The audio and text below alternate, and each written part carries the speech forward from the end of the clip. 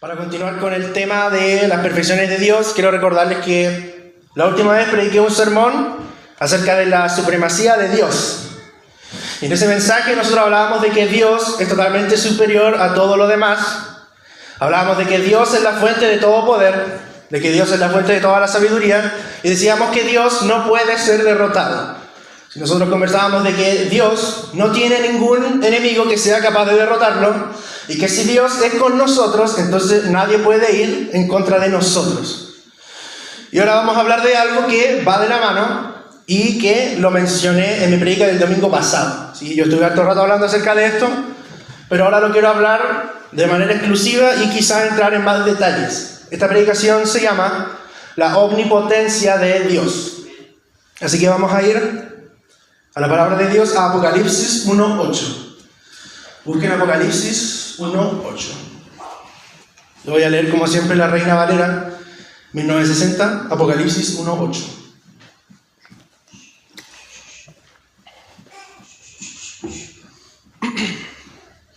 Este versículo es un clásico y dice así en el nombre del Señor. Dice: yo soy el alfa y la omega, principio y fin, dice el Señor, el que es, el que era y el que ha de venir, el Todopoderoso. Lo voy a leer de nuevo. Yo soy el alfa y la omega, principio y fin, dice el Señor, el que es, el que era y el que ha de venir, el Todopoderoso. Así que lo primero que voy a decir es que Dios es todopoderoso, y eso significa que Dios puede hacer cualquier cosa. No existen límites cuando se habla del poder de Dios. Dios es tan poderoso que nosotros ni siquiera podemos entenderlo. Hay cosas que al ser humano le parece que son totalmente imposibles. Y hay cosas que al ser humano le parecen absolutamente ilógicas y le parece que son inviables. Pero para Dios todo es posible y todo es viable. Por ejemplo, cuando el ser humano dice que la materia no se crea ni se destruye, sino que solamente se transforma, Dios responde y dice: yo creé todo lo que existe y lo hice a partir de la nada. Cuando la humanidad dice que la vida se originó a través de la coincidencia y la materia inerte, Dios dice: yo creé a todo ser viviente y yo le di el aliento de vida. Dios puede hacer cualquier cosa. Dios, como decía el domingo, puede sanar de cualquier enfermedad, puede librar a cualquier persona de cualquier vicio, puede librar de enfermedades genéticas, puede curar problemas cardíacos. Dios puede diseñar sistemas absolutamente complejos y sin ningún tipo de esfuerzo. ¿Por qué? Porque Dios es omnipotente. Y ese es el primer punto de esta predicación, que Dios es omnipotente. En segundo lugar, vamos a ver un poco acerca de la omnipotencia de Dios en un par de historias que se encuentran en la Biblia, ¿sí? No sé si ustedes conocen al profeta Elías. Bueno, el profeta Elías es uno de los profetas más conocidos de toda la Biblia. Y en el tiempo de Elías, los judíos empezaron a adorar un ídolo que se llama Baal. Baal, en teoría, era el dios de la lluvia, ¿sí? Se pensaba que cada vez que llovía era porque Baal lo permitía. Y los judíos empezaron a darle el crédito a Baal por las cosechas, por el agua, y en general se convirtieron en idólatras, y Baal se convirtió en un ídolo de mucha estima, ¿sí? Hasta que un día Dios le habló a Elías y le dijo que le dijera al rey que son todos básicamente unos idólatras, y que para demostrar que Jehová es el verdadero Dios y no Baal, él dijo que no iba a llover. Y al final lo que pasó fue que efectivamente no llovió durante 3 años y medio, y hubo una sequía horrible en toda la tierra, y hubo hambruna, ¿sí? Y pasaron muchas cosas, pero al final de la historia volvió a llover, y quedó muy claro que cuando volvió a llover fue porque Elías había demostrado que Baal era un dios falso, y que es Dios quien hace llover de verdad y no Baal. ¿Sí? Elías, el profeta, demostró que nuestro Dios es el verdadero Dios omnipotente, que puede hacer cualquier cosa y que está en control de todas las cosas. En otros lugares de la Biblia, nosotros podemos ver la omnipotencia de Dios. Por ejemplo, la manera más clara es en el mismísimo Evangelio, ¿sí? El corazón humano es tan pecador y es tan depravado que únicamente un Dios que es omnipotente es capaz de hacer que incluso el peor de los pecadores se convierta a Cristo. Cristo es tan poderoso, Cristo Jesús es tan poderoso que solamente Él podía llevar en sus hombros la condena por todos nuestros pecados. Solo Cristo, es decir, un Dios hecho hombre, podía pagar por nosotros. Y solamente Cristo, que es Dios, podía morir la muerte que nosotros no podíamos morir. Solo un Dios omnipotente podía permanecer toda una vida sin pecar, ¿sí? Para que su justicia, la justicia de Cristo, fuera puesta en nuestro nombre y seamos considerados justos delante de Dios. Lo que yo estoy tratando de decir es que el Evangelio y la obra de Cristo en la cruz del Calvario y toda nuestra salvación solamente es posible porque Dios es un Dios omnipotente. Amén, amén. Ningún humano podría habernos justificado a nosotros. Ningún humano podría haber pagado ni siquiera por sus propios pecados. Y definitivamente ningún humano podría haber estado toda la vida sin pecar. Solo Dios puede salvar. Solo Dios puede redimir y solo Cristo tiene la capacidad de guardar nuestras almas. Y hay muchos más ejemplos donde la Biblia nos muestra que Dios de hecho es omnipotente. Pero ese es el segundo punto de mi predicación, que la omnipotencia de Dios se demuestra a lo largo de toda la Biblia.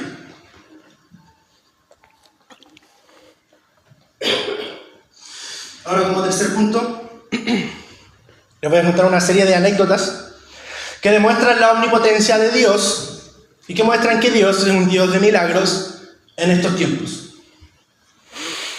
Esta historia ya la he contado antes, pero hace tiempo no la cuento.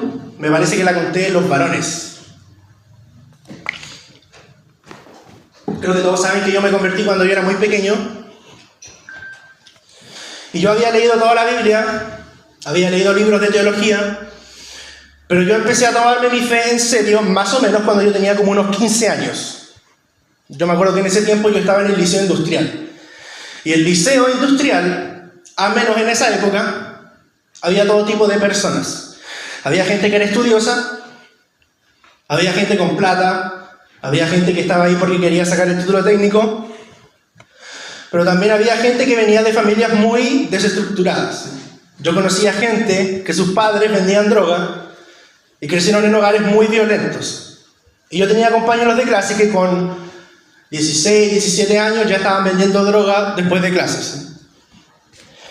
Y para que ustedes entiendan el contexto y la gravedad del asunto, me acuerdo que yo tenía un amigo en el liceo que un fin de semana salió a carretear y él se curó, él se drogó con no sé qué cosa. Y él salió a la calle y no volvió más. Al otro día lo encontraron muerto porque él había tenido un fallo cardíaco a causa de las sustancias. Esto solo lo digo para que ustedes entiendan el contexto que vivían algunas personas que en ese tiempo eran mis compañeros. Pero cuando yo empecé a orar y empecé a buscar a Dios y empecé a tomarme en serio mi fe, yo empecé a hablarles a todos mis compañeros acerca de Cristo. Todas las personas con las cuales yo hablaba tenían que comerse mi discurso de Cristo, del Evangelio y su amor. La verdad no me iba nada bien con esto, porque básicamente nadie quería escucharme, pero un día yo empecé a hablar con un cabro que no era de mi curso, pero yo lo veía de vez en cuando, y yo le empecé a hablar de Cristo y él me escuchaba.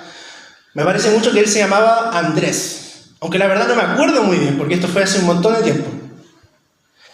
Y nosotros a veces conversábamos, nos cruzábamos, teníamos algunas clases juntos y nos hicimos como amigos.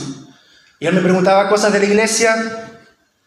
Hablábamos de muchos temas, hablábamos de la iglesia católica, del tema de los pastores, y de hecho él estaba bastante interesado en todo esto del cristianismo, de Jesús y de Dios. Y él siempre me comentaba que él tenía problemas con la marihuana, con el tabaco y con el alcohol. Él siempre me contaba que, y él era como medio famoso, porque él era súper bueno para carretear. Y él a veces me comentaba que a él no le gustaba la vida que estaba llevando, que él quería dejarlo, pero que él no podía. Él me decía que él lo intentaba, pero no podía. Me pedía la oración, yo lo ministraba y yo le compartí el Evangelio hartas veces. Al final lo que pasó fue que creo que él se cambió de liceo o se fue a vivir a otra ciudad, pero yo no lo vi más. y perdimos el contacto, hasta que un día me encontré con un conocido en común que teníamos los dos, y él me contó que ahora la gente, los de su curso o de su trabajo, no me acuerdo bien cómo era, pero la gente ahora se reía de él porque él, con el tiempo, empezó a asistir a una iglesia pentecostal que era una iglesia donde iba su abuelo. Y esta persona me contaba que el Andrés él empezó a cambiar y poco a poco, primero dejó la marihuana, luego dejó el tabaco, y gracias al poder de Dios, él dejó el alcohol. Lo que pasó en realidad fue que él se convirtió a Cristo y él cambió totalmente su vida. Él ya no salía a carretear, todos sus amigos notaron un cambio en él y él se convirtió en una persona totalmente distinta. Lo que estoy tratando de decir con todo esto es que Dios es omnipotente y Dios tiene el poder para liberar a las personas de los vicios. Dios es todopoderoso y Dios puede hacer cualquier cosa y no hay nada imposible para Dios. Gracias, Señor. Gracias, Padre. Otra anécdota sobre el poder de Dios.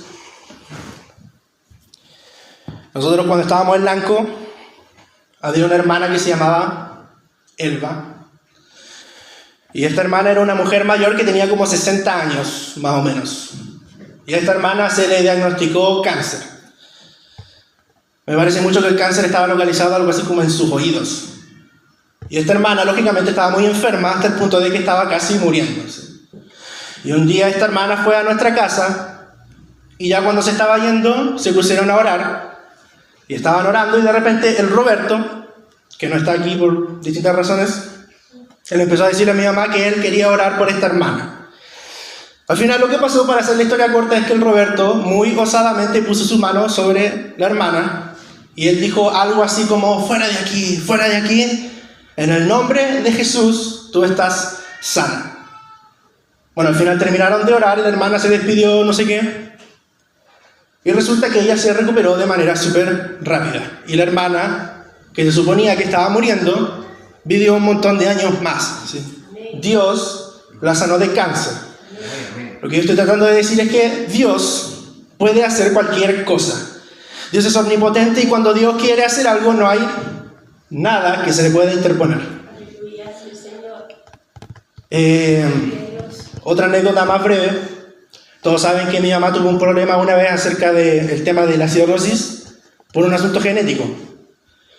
Y la endoscopía mostraba que la cirrosis le había causado un deterioro en el sistema digestivo y estaba todo lleno de varices y todo estaba malo, básicamente. Hasta que un día en un culto, si no me equivoco, de ministerio femenino, alguien oró por mi mamá y Dios la sanó instantáneamente. Ella no volvió a tener ningún síntoma y cuando le volvieron a hacer otra endoscopía, la cámara mostró que todo su sistema digestivo estaba nuevo. Lo que yo estoy tratando de decir es que Dios puede hacer cualquier cosa. Dios es omnipotente y ese es el tercer punto de mi predicación, que Dios es un Dios de milagros hoy. Y ya en cuarto lugar, y para terminar, quiero repetir algo que nosotros hemos escuchado ya muchas veces, y es que la iglesia es de Dios. Y eso incluye todas las cosas que nosotros hacemos aquí, obviamente, los liderazgos, los ministerios, pero también incluye de manera especial e individual la vida de todas las personas que conforman la iglesia.